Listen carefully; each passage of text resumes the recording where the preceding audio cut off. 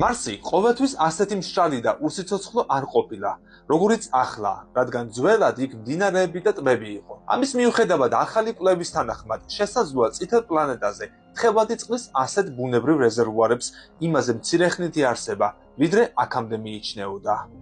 ამაზე NASA-ს ზონდის MRO-ს მონაცემები მიანიშნებს. კერძოდ, მისი მეშვეობით მეცნიერები მარსის ხრამებს დააკვირდნენ, რომელთა წარმოქმნასაც სწორედ წყლის დინებასთან აკავშირებდნენ.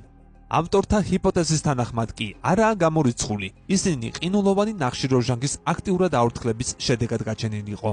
ამას გავლენა აქვს ზოგადად მარსზე წყლის არსებობის შესახებ ჩვენს წარმოდგენაზე და შესაბამისად იქ მიკროსკოპული სიცოცხლის ძიებაზე.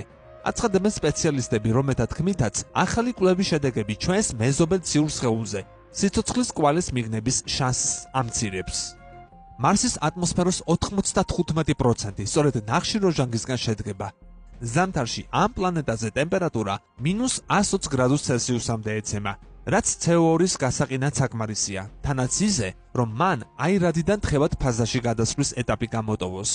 გაზაფხულზე შედარებით თბილ პირობებში ესნაერთი შესაძლოა ყინულიდან პირდაპირ ისევ აირად იქცეს, რასაც სუბლიმაცია ეწოდება.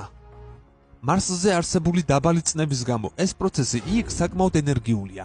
აირის წნება წითელი პლანეტის გრუნტის შემადგენელ მარცვლებს ერთმანეთს აშორებს და ეს მატერია ისე იწყებს გადაადგილებას, როგორც დედამიწის მთიან არეალებში ხდება. შედეგად შესაძლებელია ლანდშაფტი შეიცვალოს, მაშინაც კი, როცა ციურ სხეულზე წყალი არაა.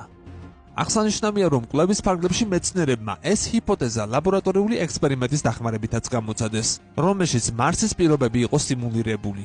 ისინი ამ გარემოში ნახშირორჟანგის სუბლიმაციას პირდაპირ დააკვირდნენ და ეს პროცესი გაანალიზეს, რის შემდეგაც ზემოხსენებული დასკვნა გამოიტანეს.